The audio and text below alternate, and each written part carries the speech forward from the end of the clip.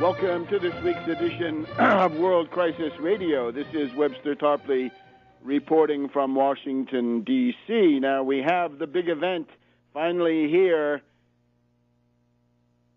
The book about Bishop Romney is now on its way to the printer. The manuscript has been finalized. Sorry this took longer than predicted, but we had to keep up with breaking news, including the Time magazine cover story on the Mormon identity, which some of you were kind enough to call to my attention. Thank you for that. Thank you for all the correspondence I get. Often I can't respond to all of it, but much of it is highly appreciated. The book entitled Just Too Weird, Bishop Romney's Mormon Takeover of America. Just Too Weird, Bishop Romney's Mormon Takeover of America, from Progressive Press. Now, I regard this as a matter of some urgency that this begin to circulate and have the maximum impact obtainable on public opinion at home and abroad even. So therefore, I am appealing to all of the listeners of the show, people who have supported my work, sympathetic or interest or whatever it is.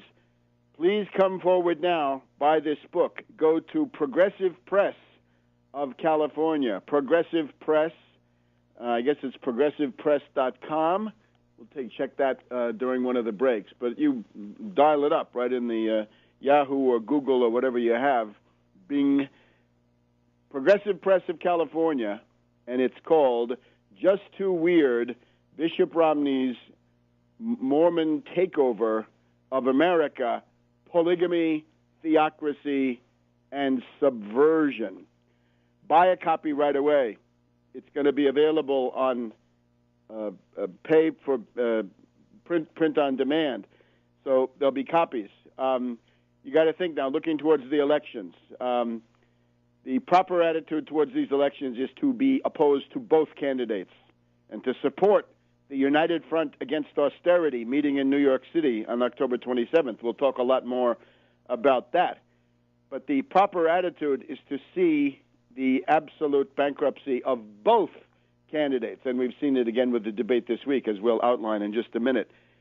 I've got 2 books out about Obama. If you find people that have illusions about Obama, buy them those books. Obama, the Postmodern Coup, The Making of a Manchurian Candidate, Barack H. Obama, The Unauthorized Biography. That's the whole story of Obama. I think almost nothing has been added by all the Johnny-come-latelys, right? People who come out with the anti-Obama literature the second time around are highly suspect, or at least they're suspect of being very much in a tardy state. But the question now of Romney and the ability to explain what Romney does is rooted in the historical profile of the Mormon Church. This will be the subject of a couple of segments today. What happened in that debate, what Romney does in general, this Time magazine profile. It is rooted in the history of Mormonism. Above all, the question of duplicity, deception, antinomianism, the idea that the moral law does not apply to the saints. And, of course, Romney is a saint. He's a latter-day saint, and he's one of the top ones. This cannot be understood, and the effortless ease of lying, the effortless ease of deception and dissembling and prevarication by Romney, it makes him one of the most accomplished liars. People have talked about Romney as a flip-flopper. Well, what does that mean? Flip-flopping means lying. I believe this now. I always have. We'll give you some historical examples.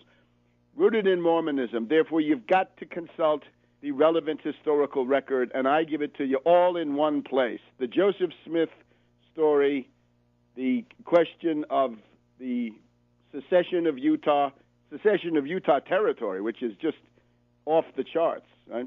Can't be done by any stretch of the imagination.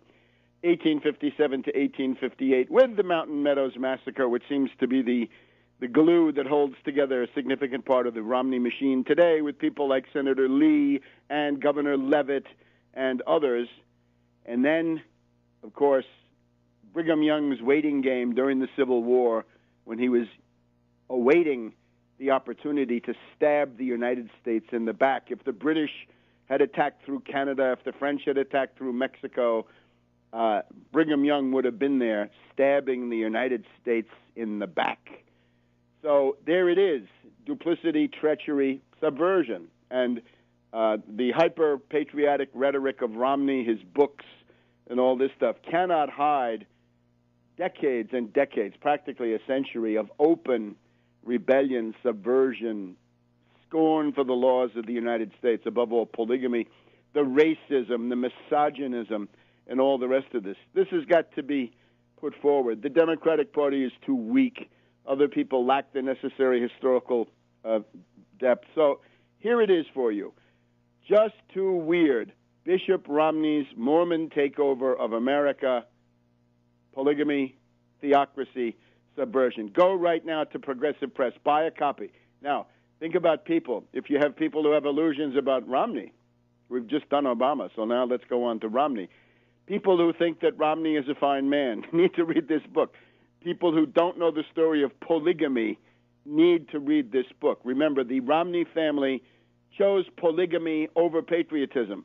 When they had a choice between the United States on the one hand and polygamy on the other, they chose polygamy. They went to Mexico. They had no plans to come back. They were forced to come back by Pancho Villa and his revolutionary forces. Otherwise, they would have been in Mexico. We would have been, I guess, better off, right? There'd be no Romneys back here in the United States. They'd be down in Mexico. And the reason was that the anti-polygamy campaign in Mexico was attenuated. It wasn't as vigorous as the one going on in post-Civil War America.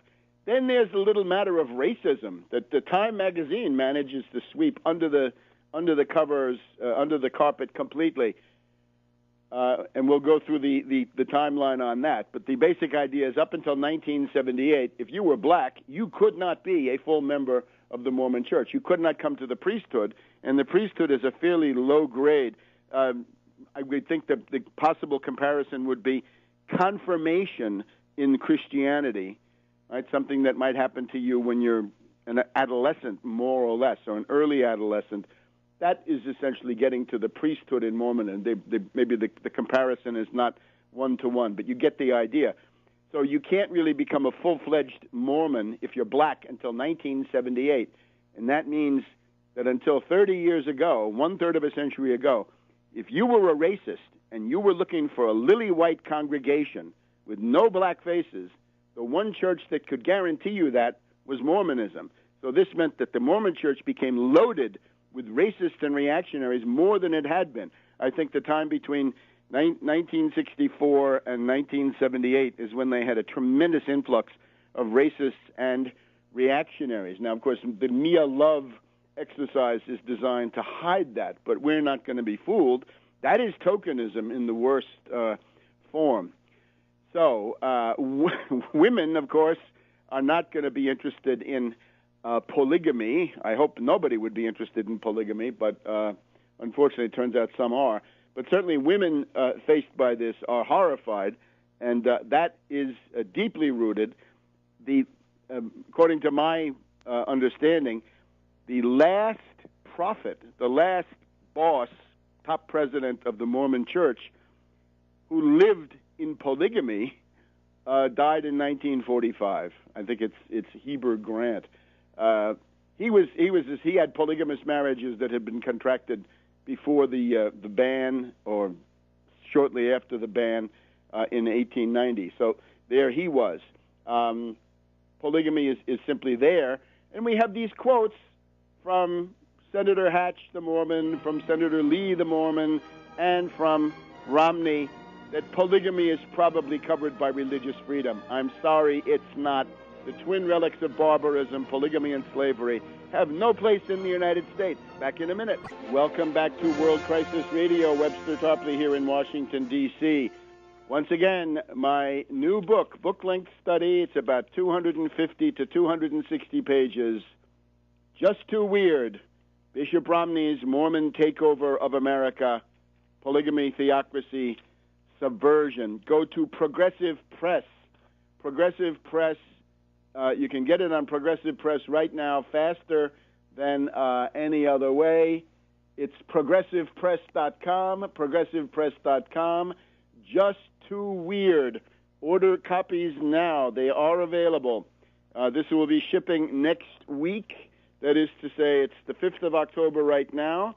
So the copies will begin going out next week, starting around Columbus Day. The week of Columbus Day will be the time for this day at the street. So think about people that you want to educate about the historical reality of what Romney represents, because this has hardly been touched. And I'm afraid the Time magazine cover raised the question but didn't really provide any answers.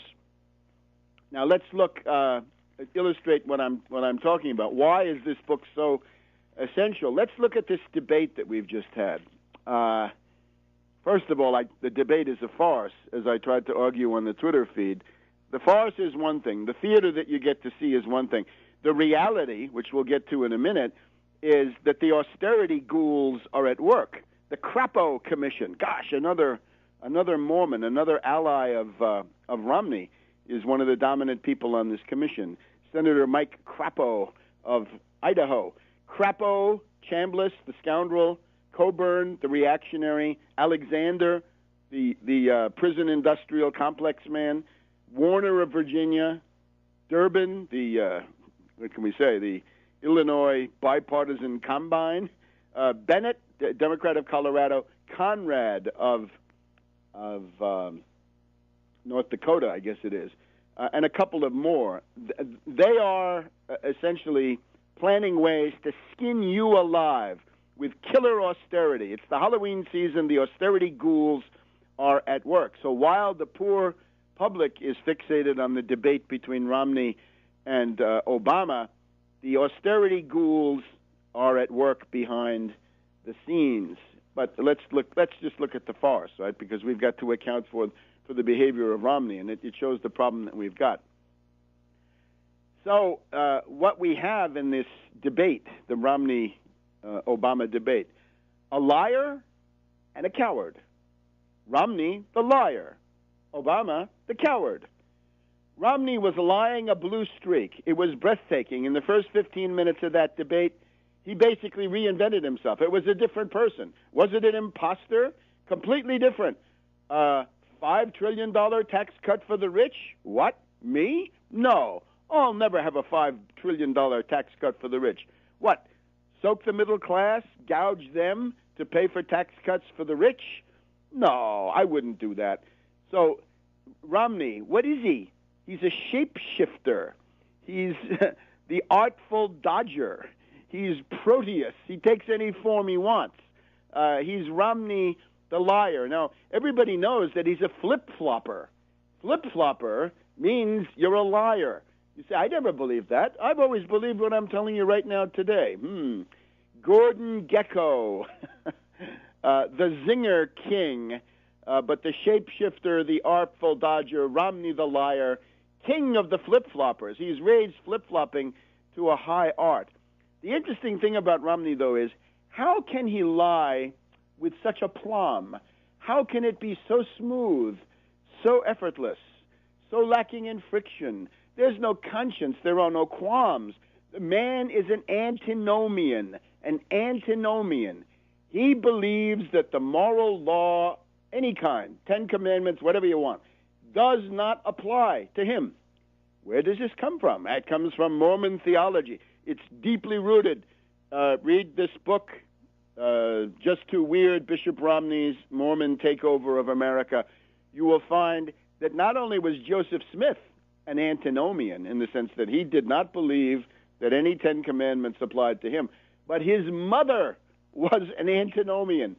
She believed in the primacy of one's own personal religious experience, and that trumps all the law and the prophets, the 10 Commandments, whatever it is, the public code, doesn't matter. You have to live out what the inner voice is telling you. Now, just in terms of the situating antinomianism, it's in Christianity, of course, it's a heresy to say that the end is near, we can do what we want, or I'm a saint, I'm saved, I can do what I want. There are forms of Calvinism that get very close to this idea. I know that I am saved, and therefore whatever I do is going to be okay. No. Another one is, once the end time is imminent, that means the moral law is suspended. No, no, no. The denomination that took this further, perhaps in the 1600s in England, was the Quakers. The early Quakers, the pre-clampdown Quakers, said, well, you have an inner voice, you have extra-scriptural revelation that's given to you. Doesn't matter what the Ten Commandments say about killing, stealing, adultery, and all the rest. You can do what you want. If God tells you that it's not a sin for you, go ahead and do it. Now, of course, the voice that you're hearing is probably not that of coming from on high, but from some other place. So you're getting these messages saying, go ahead and do it, go for it, and this is inherently unreliable. The solution that the Quakers had to this was to de-emphasize the inner light and to counterpose the sense of the meeting. In other words, the elders. The elders run the meeting, and you have to conform to the consensus of the meeting. So that's what happens in Quakerism, right? You get eldered. They come and say, you've got to stop what you're doing. Now, that is whatever it is. In the case of Mormonism, it's, of course, much more of an interference. We've just had this case of some Mormon writers, this guy Tweed of the, I guess it's Mormon Think, and you can follow this on Mormon Curtain, who was threatened with excommunication last weekend, and the threat of excommunication hangs over him. Even now, he may have an excommunication hearing at any time, because he revealed secrets of the temple ritual, the liturgy, the so-called endowment, and he also cast aspersions on Romney. So that's obviously a desire to chill such people, because lots of Mormons certainly can see through Romney, right? And this is something that is held together by various forms of repression and intimidation. It was like in the 1850s, right? The whole literature around the world that grew up around this idea of escape from Utah, right? To get out from under Brigham Young. And how could you do that? Before the railroad, it wasn't so easy. And they would come after you if you tried to get away. And we have those cases documented in the book.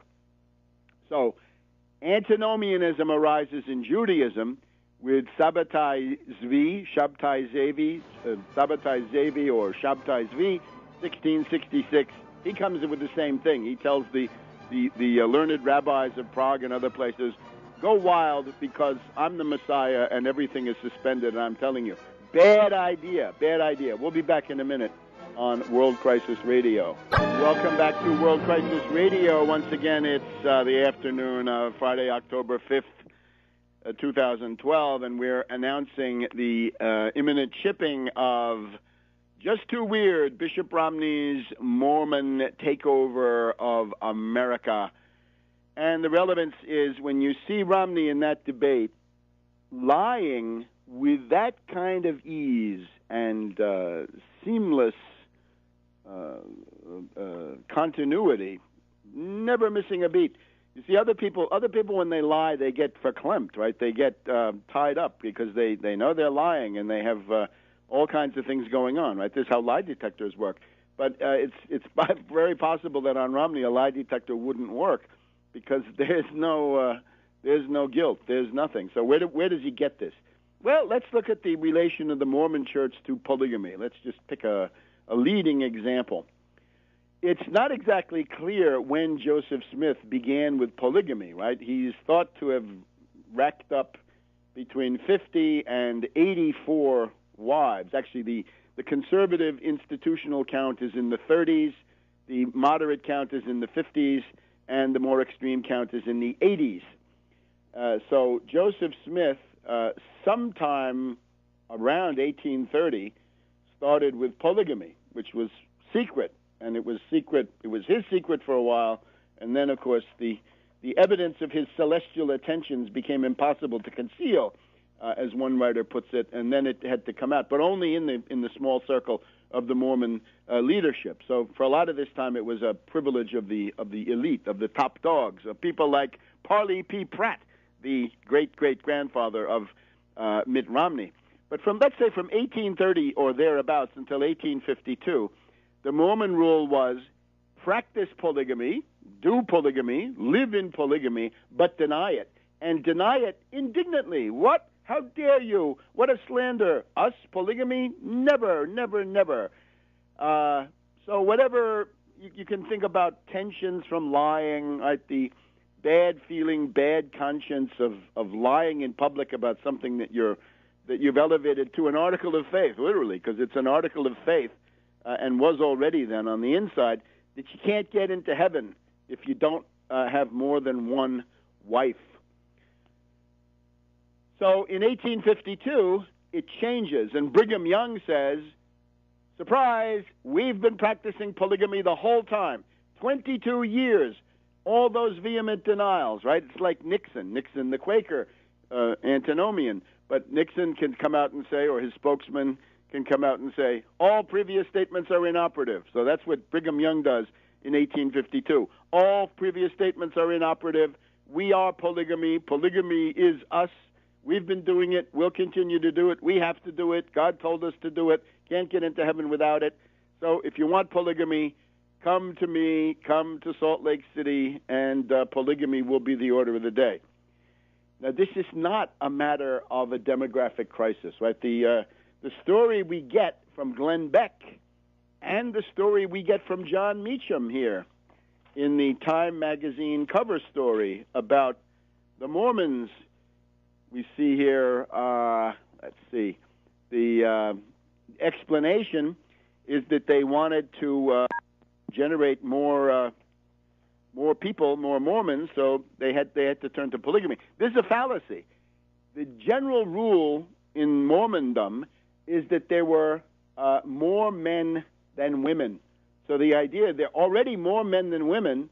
If one man monopolizes 5, 10, 15, 20 women, that's going to create a permanent class of bachelors who are embittered because they have no way of getting into heaven. And you can see that again.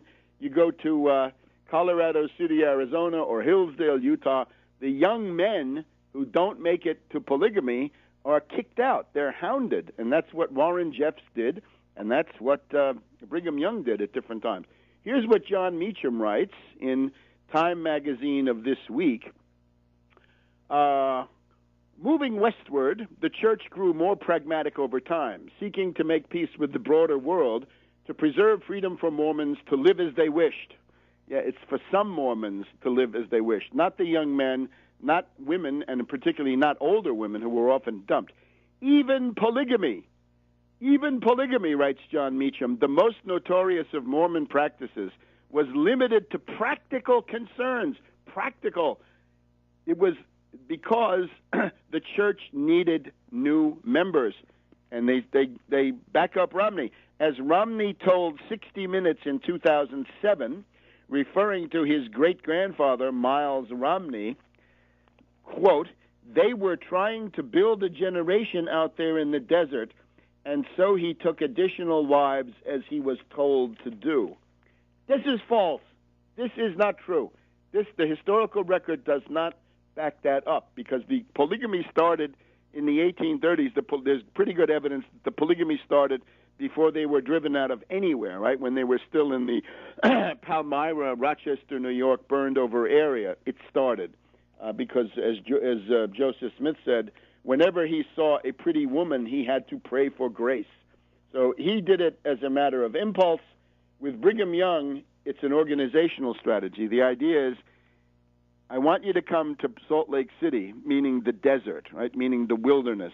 And once you get here, you're not going to like it, so I want to keep you here. And I want to offer you something that you will like, polygamy, and once you're polygamous, you have no other place to go. You can't start a polygamous family here and then go to San Francisco or Chicago or St. Louis or anywhere like this. You can't. You've got to stay here. So polygamy, the way Brigham Young saw it, was a way to bind people, to nail them down so they could not get out of this paradise of Deseret. So what are we left with?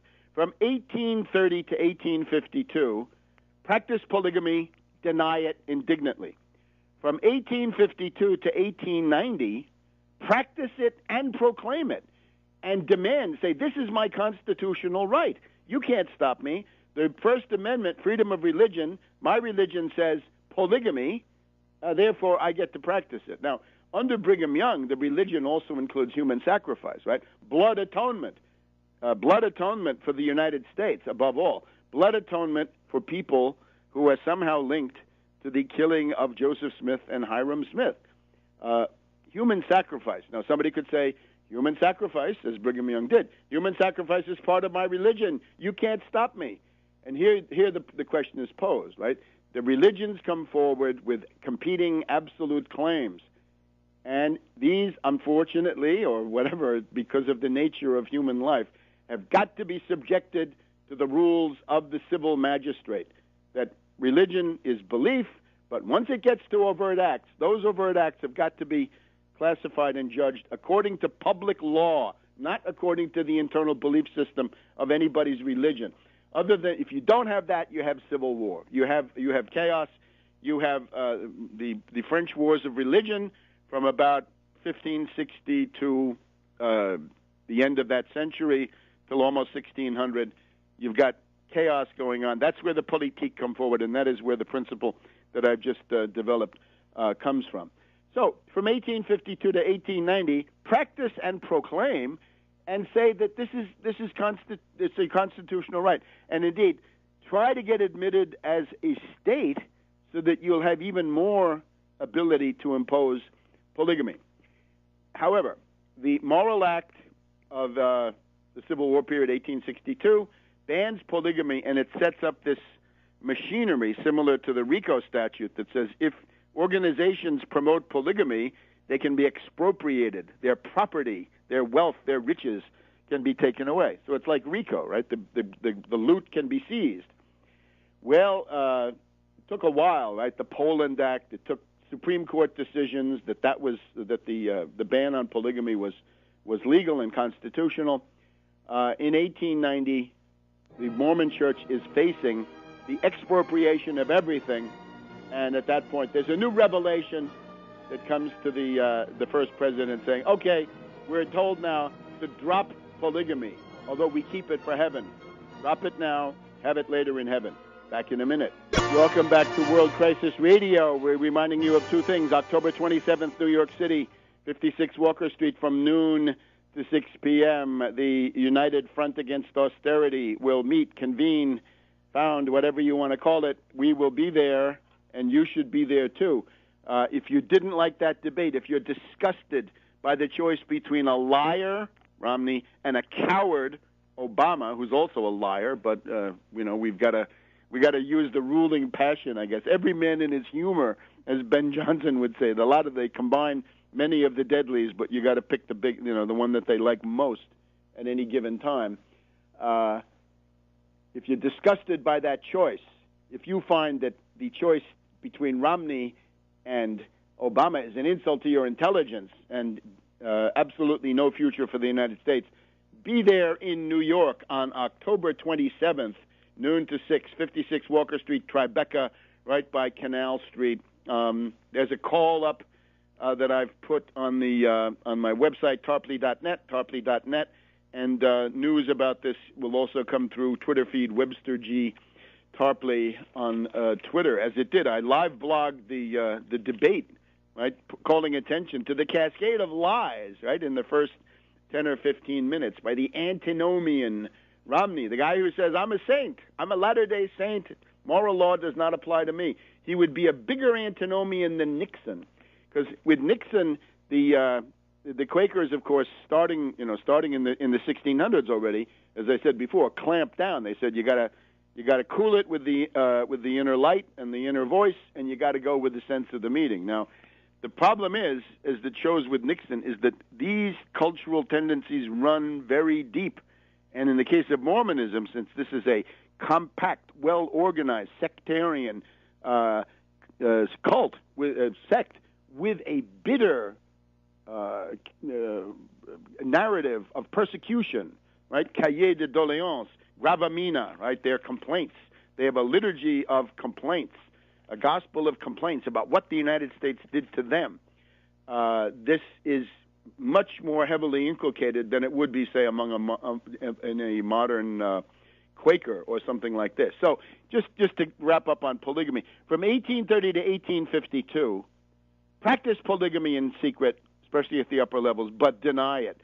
1852 to 1890, polygamy for everybody, not just the elite in the Mormon church, but for the poor farmers of southern Utah, right? The picture that we have is the farmer, the Mormon farmer, the polygamist is the overseer. He's got 5 or 6 wives. Those are the field hands. They do the work. The man directs the women. How about that? So that's how it became a mass phenomenon, and that's where it still exists today. In those areas of southern Utah where the Romney family also lived, because they went to St. George, Utah to help Brigham Young build one of his pleasure palaces there, right? One of his multiple celled polygamous houses.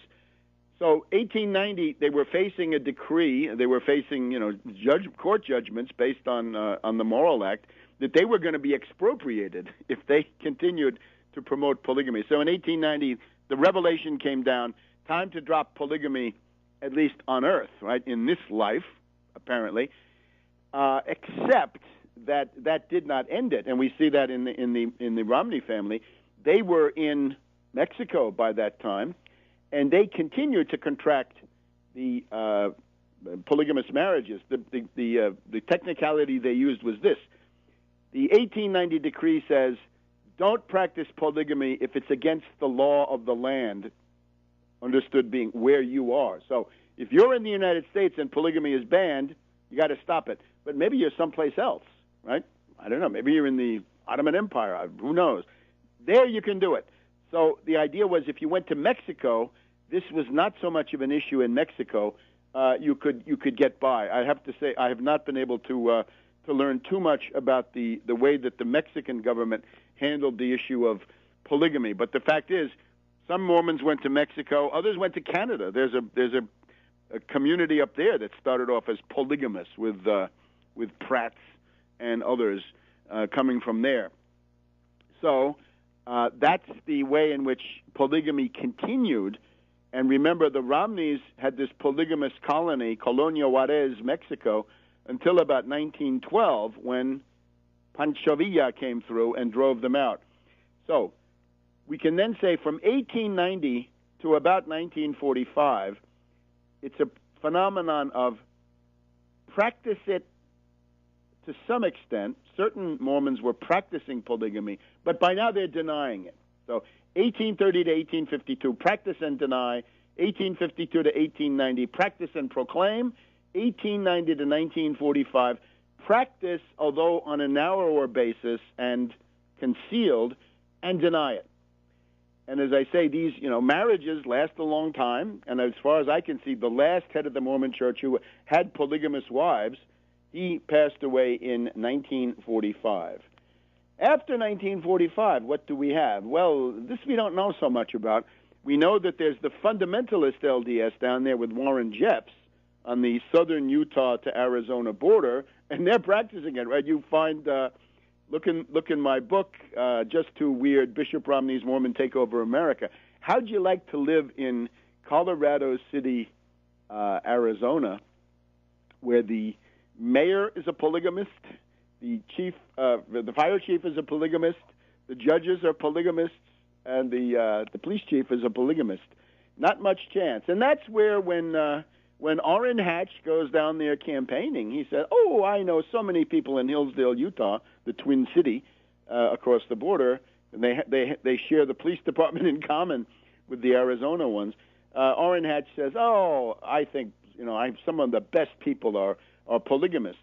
And big sis Janet Napolitano from Arizona, of course. There's a big story about Janet Napolitano and people like this, who never lifted a finger against these polygamists, nor did Bruce Babbitt, who then went on to the Clinton cabinet, nor did Fife Symington. There's a whole story about governors of Arizona, right? There's there's a more open complicity in high places on the Arizona side than even on the Utah side. So you get the idea. Let's just take racism. It's another story.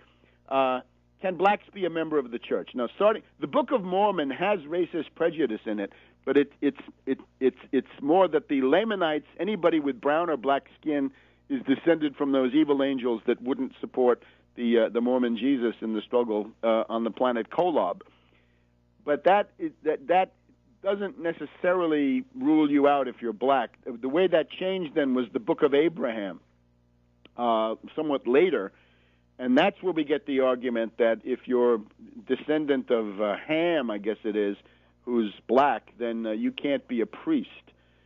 So this is thought to have been dictated by the expansion of the Mormon Church into the southern states and Joseph Smith's desire to recruit wealthy Southerners who might also be slaveholders. So they would object to coexisting in a congregation with black people. So it's another good example.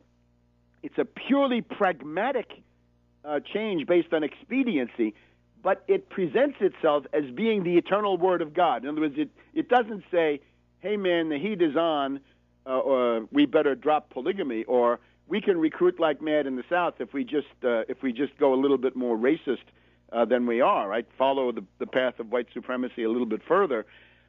It's always presented as God talked to the first president last night, and this is now the eternal word. The problem with that is it's always changing. How can the metaphysical realities of the world be in such flux? And then 1978, we have a new revelation that you can be black and join the Mormon priesthood, but this is only, again, at that level of regulations. It doesn't change what's in the Book of Mormon and, above all, what's in the Book of Abraham. The Book of Abraham, of course, is this fraud, right, that Joseph Smith got a hold of an Egyptian burial document, and then he said he was translating. He couldn't translate it, and he made it into a whole big story, which has no relation to the embalming instructions, really, that are in the original document. All right, back in a minute on World Crisis Radio. Welcome back to World Crisis Radio. Webster Tarpley here in Washington, D.C. Two important things you should do during the election campaign, during the time between now and the presidential election. First is prepare to attend the United Front Against Austerity, October 27th, New York City, 56 Walker Street, noon to 6. That will be a strategy meeting, discussion, program, organization, leadership, and everything else needed to provide an alternative. You watch that debate, the liar Romney, the coward Obama. This is no choice. This is absolutely unacceptable. It's time for an alternative to that at any level that we can get it. The other thing you should do, buy a copy, order a copy from Progressive Press of Just Too Weird, Bishop Romney's Mormon Takeover of America, Polygamy, Theocracy, and Subversion. And going on with a couple of other things about the contents of this,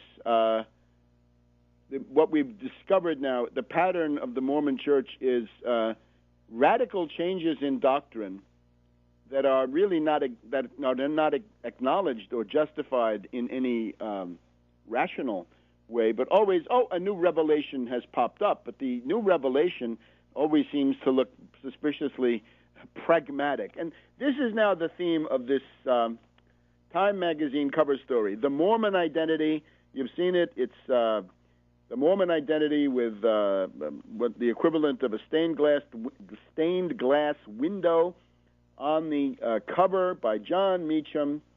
And what do we find? The Mormon in Mitt.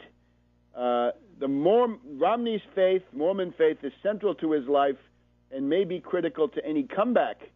What the history of Mormonism tells us about his vision, values, and pragmatism. And pragmatism is their nice euphemism, their nice name for this question about flip-flopping, lying, dissembling, and all the rest. By John Meacham, The Mormon in Mitt. Now, the method here is sound. This is the right method.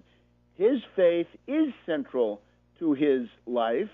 The history of Mormonism tells us much about Romney's vision, values, and, if you want, pragmatism or unprincipled opportunism, I guess would be a better word. And in religion, the constant shifting of unprincipled opportunism is not good, right? Religion thrives obviously on tradition. So he's picked his tradition, and I'm sorry, it's the wrong tradition for the United States. The faith that he loves, the faith of his fathers, is not what we need because of these little problems, right? Polygamy, misogyny, racism, and subversion. Now, here's the thing.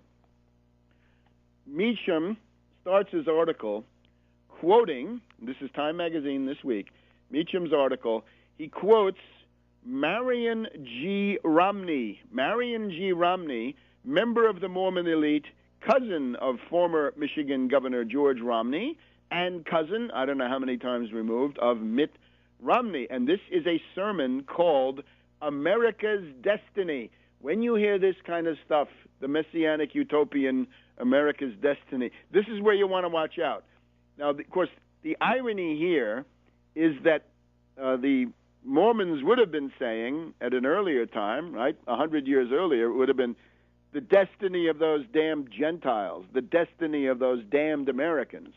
Now it's become hyper-patriotic, and this is another interesting pragmatic adaptation. So we're told, on the eve of America's bicentennial in 1976, that Marion Romney rose to speak at the biannual General Conference of the Saints in Salt Lake City. Can we maintain our basic freedoms, peace, and prosperity for another 200 years? The answer is yes, if we shall individually repent and conform to the laws of the God of this land, who is Jesus Christ. Now, the Bible for the Mormons is accepted, but any specific thing in the Bible can be dispensed with. In other words, the rule from Joseph Smith is the Bible is the word of God as long as it's translated correctly. Therefore, anything you don't like in the Bible, you say, wait a minute, that's corrupt. That's an interpolation, right? Some Jesuit put that in there, right? That's not authentic, and so forth. So then here's the thing, and I want you to remember George W. Bush. We have an interesting quote from George W. Bush in the paper this week. Let's see if I can quickly find it. Remember the kind of religious messianic stuff. Here it is, yesterday's Washington Post. Thursday, October 4th, Washington Post. Richard Cohen, and this is about the chances for war in the Middle East, but here's what George W. Bush, an antinomian of his own kind, told Jacques Chirac, president of France, in 2003. Here's Bush talking.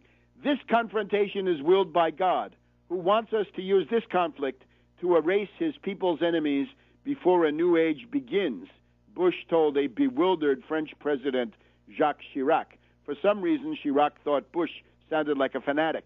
Yeah, and he was a fanatic, and he couched it in religious terms. Now, we've seen this combination of a Christian fundamentalist, Bush, of limited mental powers, and a bunch of these wily neocons around him, leading him by the nose. Okay, and we've seen it even in Oliver Stone's movie about W.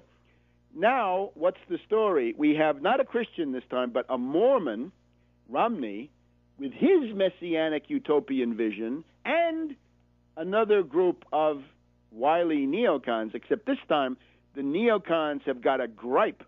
They've got an axe to grind. They say, oh, our faction has been slandered. We've been repudiated.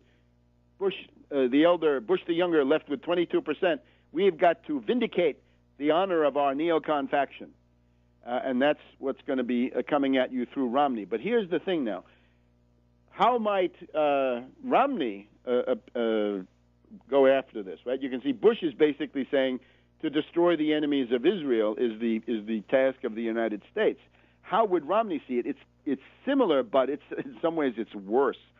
The vision, and we're back to Meacham now in Time Magazine, the vision that greatly expands the traditional Protestant view of America as the new promised land. So overcorrecting for their earlier fanaticism against the United States, they now have, like other groups, right, the groups that didn't support the Union during the Civil War then had to overcompensate after that, right, at least in the northern states, the vision has now become more extreme with the Mormons than it even is with the American Protestants.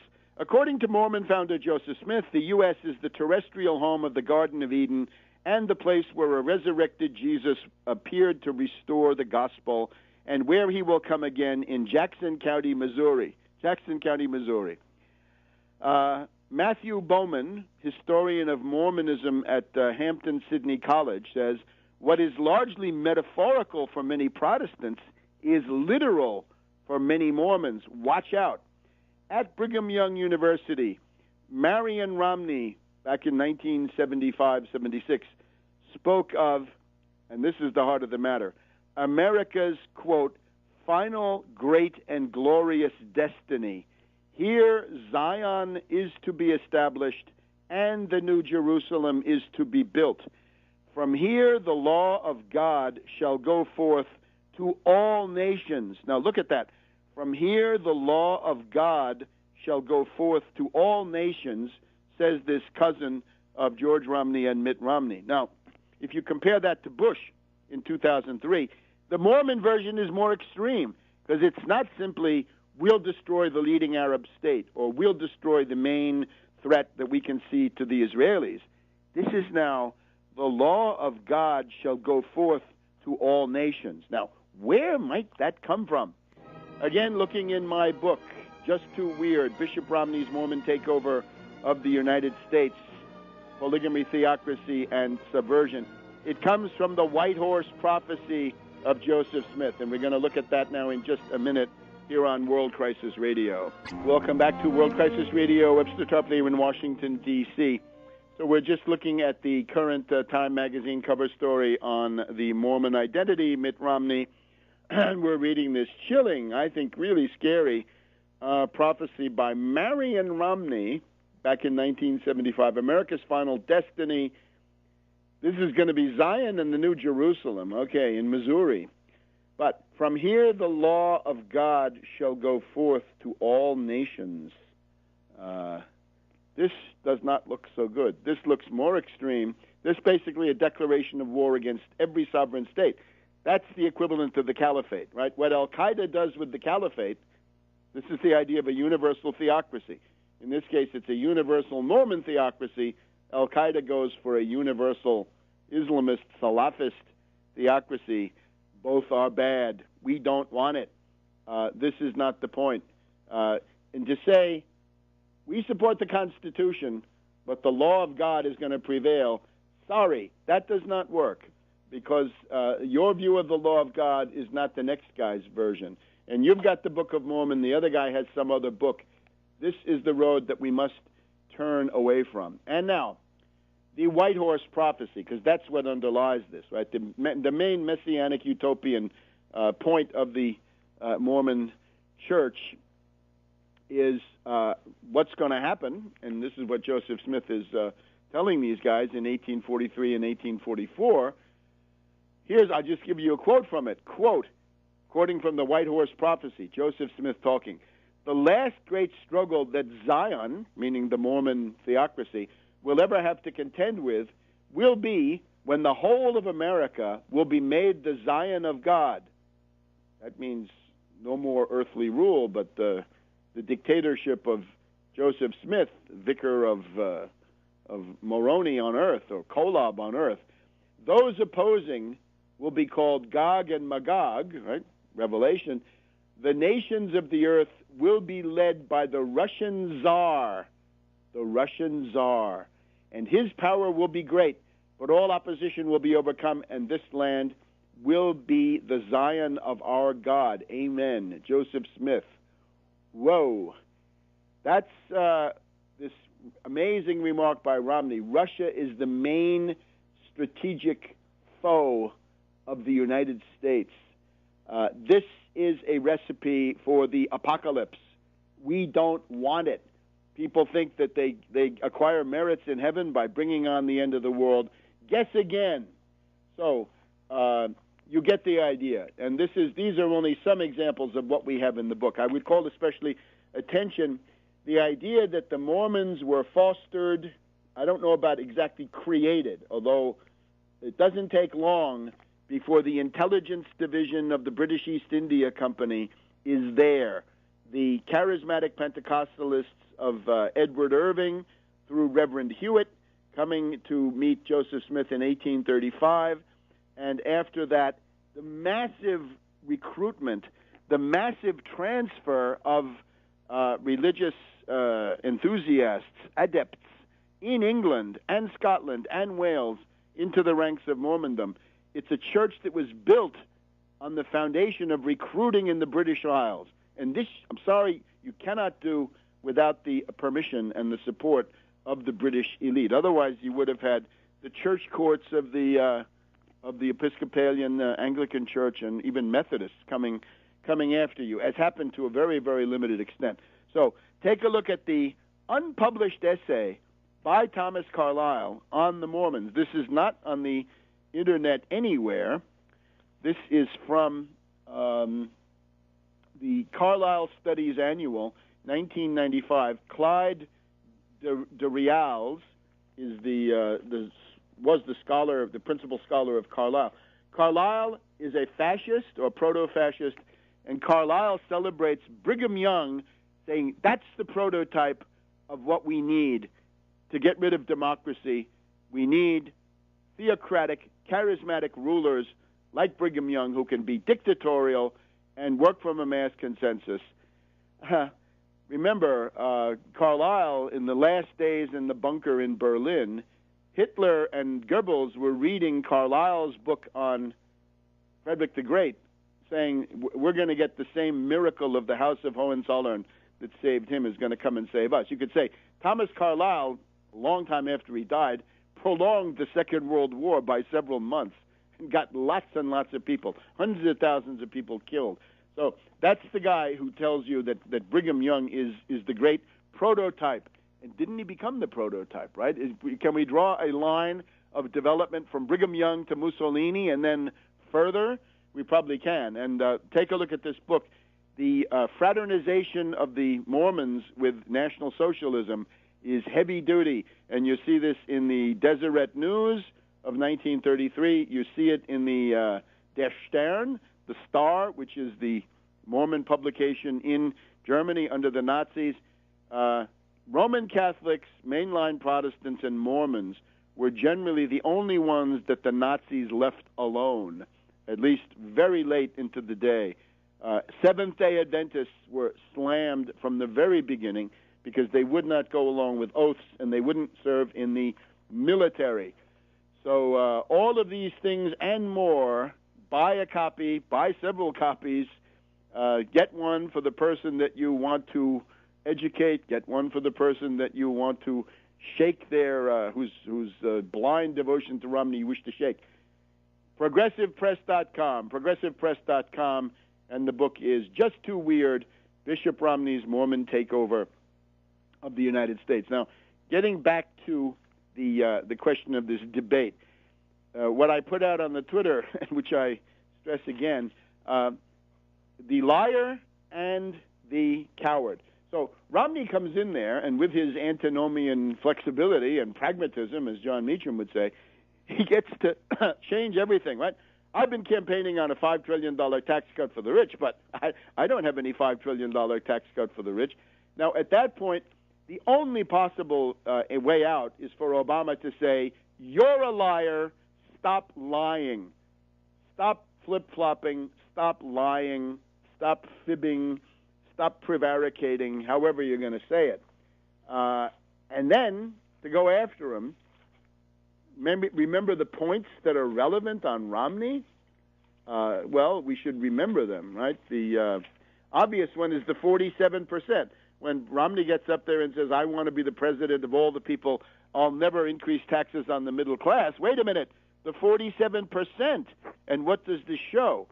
How about Romney's overseas accounts in Luxembourg, Switzerland, the Cayman Islands, Bermuda, and other locations? He's got his own incorporated tax shelter in Bermuda.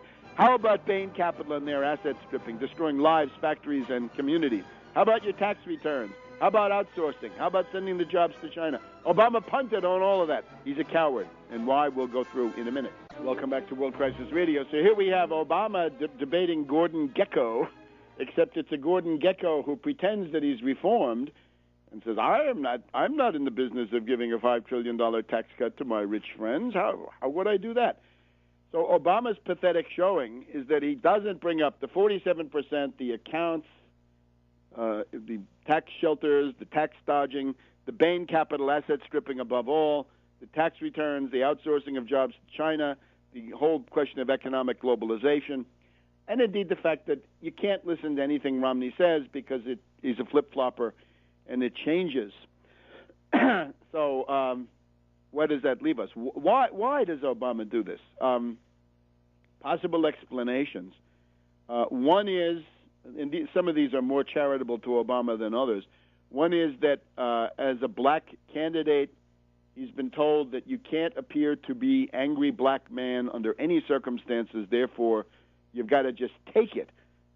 It sounds like the advice given to Jackie Robinson when he first came into baseball with the Brooklyn Dodgers. The problem is the world has changed since then, right? Things have shifted, and I think we've come relatively far down that road. More to the point, Obama has also been told by his handlers that his electability depends on his likability, and he's got to be likable, because if he gets involved in fights, if he starts calling Romney on his lies, then he won't be likable anymore, and he'll lose these famous fussy independents, right? The 3 or 4% in the middle that they seem to be contending for, that seem to be the main force in U.S. politics. And then, of course, there's the idea that Obama is, as I've pointed out in 2 books, a Wall Street puppet, and he's got to try, if he can, to ingratiate himself with Wall Street as much as he can, so he can't be seen as somebody waging a struggle of any kind, right? Not on the 47%, not on Bain, not on asset stripping, not on hedge fund hyenas, leveraged buyouts, private equity, everything that Romney represents. So Obama's got to pull all of those punches, we're told. So there you have it. I mean, the main underlying thing is that Obama, his mental orientation, is that he's already oriented towards the dirty deal, which he's going to make in December to sell out his own base. He's preparing to stab his own base in the back with these sellouts on Social Security and entitlements. And he did say in the course of this debate that he supports now the Simpson Bowles. Well, we don't want Simpson Bowles. Simpson is this elderly misanthrope, someone who hates humanity. He has a special hatred for retired people. He's a bubbling cauldron of hate, very, very nasty. And then Bowles, that was Clinton's guy, he's a Morgan Stanley zombie banker hedge fund hyena. We don't need a misanthrope and a hedge fund hyena to make economic policy. So this defines this terrible situation. And now, as I say, in the background, we've got the Crapo Commission working with Crapo, Chambliss, Coburn, Alexander, Warner, Durbin, Bennett, and Conrad. And then we're told that there are 4 more, that we're up to almost a dozen on the Crapo line. And the idea here is massive cuts in entitlements and symbolic nicks on some of these riches. And it was the thing you've always got to keep in mind. We're talking the necessities of the poor, the amenities of the middle class, and the luxuries of the super rich. And what we're being told is that the grand bargain means cutting deeply into the necessities of the poor, and indeed cutting heavily into the amenities of the middle class, right? The occasional meal in a restaurant or a vacation or something like this. But the luxuries of the super rich will hardly be touched. It will be basically imperceptible. So the only way out of this is the United Front Against Austerity. You've got to orient your thinking towards the creation of this United Front. And that's October 27th, New York City, 56 Walker Street, Tribeca, near the Canal Street subway. And that will be, I think, an important moment. I urge people to get there. Now, there are also these third parties. Let me point out that there are some glimmers on the questions of economic program and related matters. This guy Harold Meyerson writes for the Washington Post. He's the left wing, the left extremity of the Washington Post. And he talks about two things in a column this week. Number one is the Wall Street sales tax. He says this is his proposal for what the debate should talk about. He said it should talk about the transaction tax, the financial transaction tax. Harold, let's call it the Wall Street sales tax so everybody can figure out what this means. And it's not going to be paid by people who buy and sell for their own little 401k account or something like this. But it's the Wall Street sales tax. So usefully, Harold Meyerson said that should be debated. And the other one he wants to have debated is Glass-Steagall. And we're all for Glass-Steagall, except we're not in favor of using Glass-Steagall as the leading edge of agitation because it is a process reform which does not immediately impact the existential problems of the masses in the way that a ban on foreclosures, an open-ended 99 weeks plus to infinity unemployment benefits would do, an increase in the availability of food stamps. In other words, those are the immediate things that can serve as the leading edge of agitation. And I will argue for that in at the United Front Against Austerity. So there's that. And then we also had the Green Party. Now, I'm not putting my hand in the fire for anybody, but if you look at the Green Party, here we have Jill Stein running for president, and we have Sherry Hunkala that we had on this broadcast a year ago when she was running for sheriff of Philadelphia. She had a mass traction demand. Her mass traction demand was, elect me sheriff of Philadelphia, and I will stop all foreclosures because I won't carry them out. I will refuse to execute foreclosures. You put me in there, you won't be thrown out of your house no matter what. And unfortunately, the Democratic machine was powerful enough to simply snow that under with their demagogy. But now we have Jill Stein and Sherry Hunkala for vice president. And Jill Stein has called for the Wall Street sales tax. She also calls it a financial transfer tax, but she also calls it a sales tax for the financial community. Jill, Wall Street sales tax, Wall Street sales tax. Sherry, I hope also, Wall Street sales tax is the way to go. Now, Jill Stein has the Green New Deal. I can see what she's trying to get at, and anybody who says New Deal immediately gets sympathetic attention. The problem with that is the green part, and if you look at the debate, Romney can throw at Obama saying, you're not picking winners and losers, you're picking losers because you're putting this money into these green jobs, and this is a failure. It's a historical failure. Don't we want to learn something from the failure of this green job stuff in the Obama administration? Does that show us anything about the nature of the world, the nature of technology, the nature of the market, and so forth? What it shows you is that these technologies need to be heavily subsidized, even more heavily subsidized than they were by the Obama administration. They are still anti-economical. Why are we throwing money down this rat hole? We've got to use proven, track-tested methods of energy production and not worry about the green jobs. We'll talk a little bit about some other minor parties here, and then got to get to the Middle East in our last segment. Welcome back to World Crisis Radio. Romney has a 5-point plan, right? I have a 5-point plan. Romney has a 5-point plan. I have a 5-point plan for 30 million new jobs. Dylan Ratigan, as long as he lasted on MSNBC, had a plan for 30 million jobs, except he didn't. Romney has a 5-point economic program.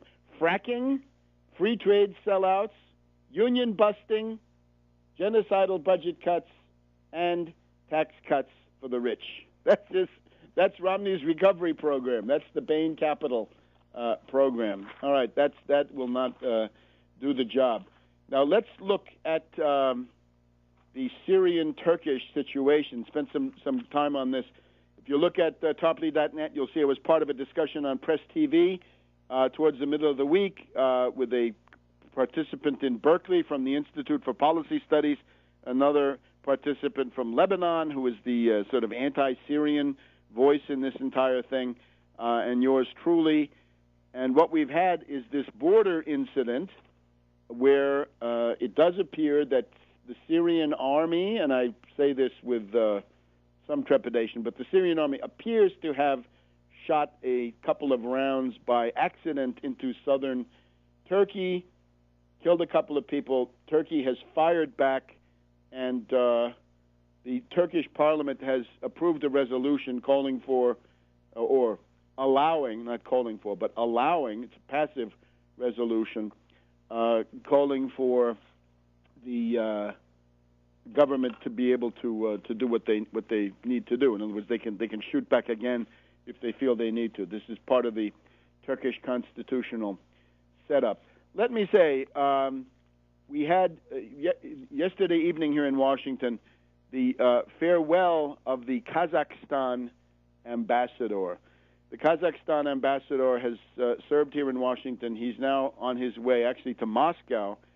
He has been promoted to foreign minister of Kazakhstan, and he will be joining President Nazarbayev of Kazakhstan in Moscow in the next day or two. Actually, tomorrow. I guess it's the 6th, Saturday, the 6th of October. And I sampled opinion at this farewell gathering, the gathering attended by Leon Panetta, by Congressman Dan Burton. They were all there. But asking the Kazakhstan military attaché, is there a big danger? There was a relatively calm response. Also, the Russian Federation military attaché, calm response on that. And then the Turkish ambassador. So the Turkish ambassador is attending the farewell for his Kazakhstan colleague. And again, I'm struck. Let me just sum it up first of all before I tell you in some detail what he said. The atmosphere of these people who are directly connected to the region, Kazakhstan obviously close to Turkey, Turkey a protagonist of this situation, seems calmer, much calmer, than the atmosphere in the Anglo-American media. In other words, I see the Anglo-American media hyping a confrontation which on the ground is not desired. It's not the goal of anybody. Now, I do think that Turkey has overreacted, but, well, here's what the Turkish ambassador said, that Turkey has received an apology from Moallem, the Syrian foreign minister. This apology was accepted. More reassurances were offered by Syria that it would not be repeated. So therefore, the representations from the Syrian side are generally considered to be satisfactory. Turkey is not interested in war. Any further Turkish response will be proportional, and the incident is now quieting down. Turkey is encouraged by strong support from the NATO allies and is also hoping for some declaration of support from the United Nations. So on the whole, this was not a bellicose mood that one could see.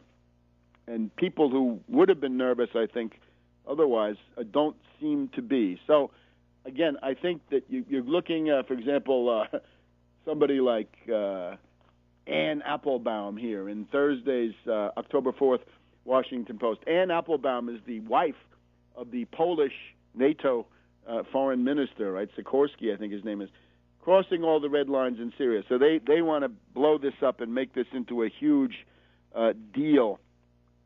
I also asked the Turkish ambassador, have you entertained the possibility that the Free Syrian Army station, operating in Syria, provoked this by shooting into Turkey? Interesting response is, interesting question, and thank you for asking. So the idea is that they do entertain, they are aware of that possibility, but in this case, Syria seems to have said that it is a mistake by Syria, which they regret and which will not be repeated. And that's also what we have here. Lavrov in Moscow on Thursday saying the Syrian authorities told him, Syria to Russia now, says it was a tragic accident that would not happen again. And Lavrov said, why don't you go and state that officially, according to RIA Novosti. So this is the whole incident is this place called Akçakale. It's on the Turkish-Syrian border. It's about halfway between the Tigris River in the east and the Mediterranean in the west. So naturally, we are working for peace, in particular, as friends of Turkey, which we are. We're urging them, and indeed warning, as I had occasion to mention several times, that Obama's promises are worthless. Don't believe whatever Obama tells you. It's deception. His method is deception. And the representations that Obama made to Turkey about how easy it would be to knock off Syria have turned out to be wrong, and I think willfully so. Now, one other interesting thing. We've got all that brouhaha about, we've got people trying to blame Obama personally for what happens at the Benghazi consulate. Hey, if you want to blame somebody, blame Hillary Clinton. That's her department. But apparently some people, you can guess who, we've been talking about, they want to blame Obama, right? All the people that are on the what can we say, that are in cahoots with the CIA Mormon Mafia, trying to get Romney elected. Here's what we see, though. In the Washington Post of today, contingency plans seem to fail at U.S. Outpost. Michael Birnbaum, Washington Post of today. What we're told is that the security of the Benghazi consulate was in the hands of the 17th of February Martyrs Brigade. We're told that they had contract guards. We had Libyan guards hired by Blue Mountain, a British company. My God, watch out for that. Libyan guards hired by Blue Mountain, a British company under contract to the U.S. mission. We had 3 armed militia members, 4 unarmed guards, and a handful of U.S. military personnel. But the most shocking is that the emergency force that's supposed to come in and help is the 17th of February Martyrs Brigade. Now, you'll remember them. They are accused in the killing of General Yunus. They are supposedly people who support Hifter. Remember, Hifter was the guy who came from Northern Virginia near the CIA, was shipped over to become the commander of the new Libyan military forces, and he immediately got into a conflict with Yunus, who was somebody who had been there, had been part of the Gaddafi army, and that then ended when Yunus was assassinated. So look at this. This is, if not Al-Qaeda, we're getting pretty close. We're getting uncomfortably close. And this was done by the State Department. So the idea was that the 17th of February Martyrs Brigade was supposed to come in. They did not come in, and instead they put in a call to Rafala al-Sehati, another militia, was also asked to come in. So this is crazy now. How can you have U.S. diplomatic posts guarded by these militias, right? In particular, a militia that's implicated in the assassination of General Yunus. This is absolutely insane. And I don't know, it's hard to blame all of that on Obama. That's a State Department matter.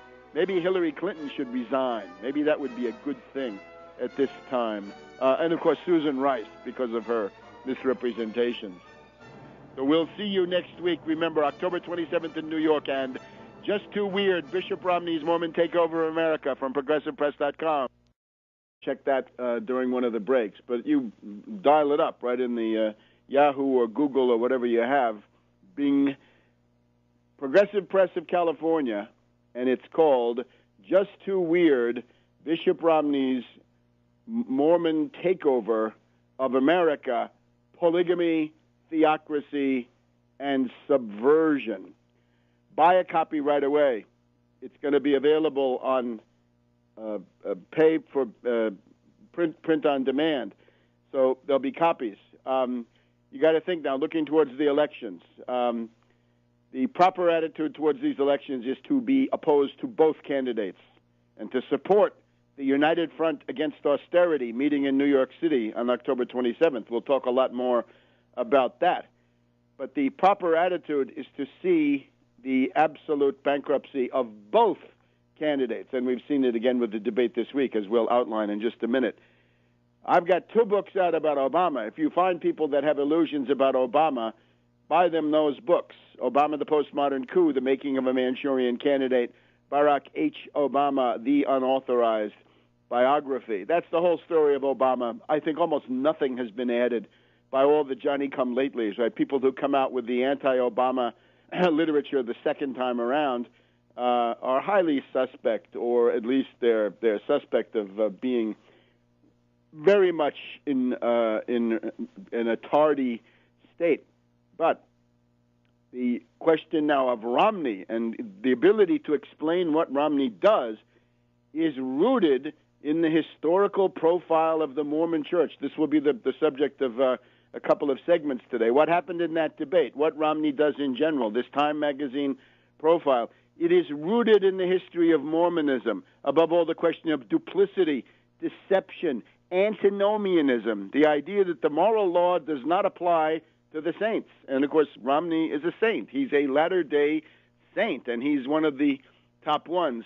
This cannot be understood, and the effortless ease of lying, the effortless ease of deception and dissembling and prevarication by Romney, it makes him one of the most accomplished liars. People have talked about Romney as a flip-flopper. Well, what does that mean? Flip-flopping means lying. I believe this now. I always have. We'll give you some historical examples.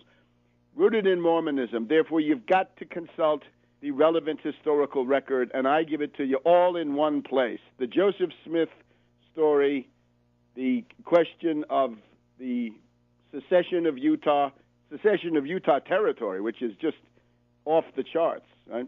Can't be done by any stretch of the imagination. 1857 to 1858, with the Mountain Meadows Massacre, which seems to be the glue that holds together a significant part of the Romney machine today, with people like Senator Lee and Governor Leavitt and others. And then, of course, Brigham Young's waiting game during the Civil War. Welcome to this week's edition of World Crisis Radio. This is Webster Tarpley reporting from Washington, D.C. Now, we have the big event finally here. The book about Bishop Romney is now on its way to the printer. The manuscript has been finalized. Sorry this took longer than predicted, but we had to keep up with breaking news, including the Time magazine cover story on the Mormon identity, which some of you were kind enough to call to my attention. Thank you for that. Thank you for all the correspondence I get. Often I can't respond to all of it, but much of it is highly appreciated. The book entitled Just Too Weird, Bishop Romney's Mormon Takeover of America. Just Too Weird, Bishop Romney's Mormon Takeover of America, from Progressive Press. Now, I regard this as a matter of some urgency, that this begin to circulate and have the maximum impact obtainable on public opinion at home and abroad even. So therefore, I am appealing to all of the listeners of the show, people who have supported my work, sympathetic or interest or whatever it is. Please come forward now, buy this book. Go to Progressive Press of California. Progressive Press, I guess it's progressivepress.com. When he was awaiting the opportunity to stab the United States in the back. If the British had attacked through Canada, if the French had attacked through Mexico, Brigham Young would have been there stabbing the United States in the back. So there it is, duplicity, treachery, subversion. And the hyper-patriotic rhetoric of Romney, his books, and all this stuff cannot hide decades and decades, practically a century, of open rebellion, subversion, scorn for the laws of the United States, above all polygamy, the racism, the misogynism, and all the rest of this. This has got to be put forward. The Democratic Party is too weak. Other people lack the necessary historical depth. So here it is for you. Just too weird. Bishop Romney's Mormon takeover of America, polygamy, theocracy, subversion. Go right now to Progressive Press. Buy a copy. Now, think about people. If you have people who have illusions about Romney, we've just done Obama, so now let's go on to Romney. People who think that Romney is a fine man need to read this book. People who don't know the story of polygamy need to read this book. Remember, the Romney family chose polygamy over patriotism. When they had a choice between the United States on the one hand and polygamy on the other, they chose polygamy. They went to Mexico. They had no plans to come back. They were forced to come back by Pancho Villa and his revolutionary forces. Otherwise, they would have been in Mexico. We would have been, I guess, better off, right? There'd be no Romneys back here in the United States. They'd be down in Mexico. And the reason was that the anti-polygamy campaign in Mexico was attenuated. It wasn't as vigorous as the one going on in post-Civil War America. Then there's the little matter of racism that the Time magazine manages to sweep under the covers, under the carpet completely. And we'll go through the timeline on that. But the basic idea is up until 1978, if you were black, you could not be a full member of the Mormon Church. You could not come to the priesthood, and the priesthood is a fairly low grade. I would think that the possible comparison would be confirmation in Christianity, right? Something that might happen to you when you're an adolescent, more or less, or an early adolescent. That is essentially getting to the priesthood in Mormonism. Maybe the comparison is not one-to-one, but you get the idea. So you can't really become a full-fledged Mormon if you're black until 1978. And that means that until 30 years ago, one-third of a century ago, if you were a racist and you were looking for a lily-white congregation with no black faces, the one church that could guarantee you that was Mormonism. So this meant that the Mormon church became loaded with racists and reactionaries more than it had been. I think the time between 1964 and 1978 is when they had a tremendous influx of racists and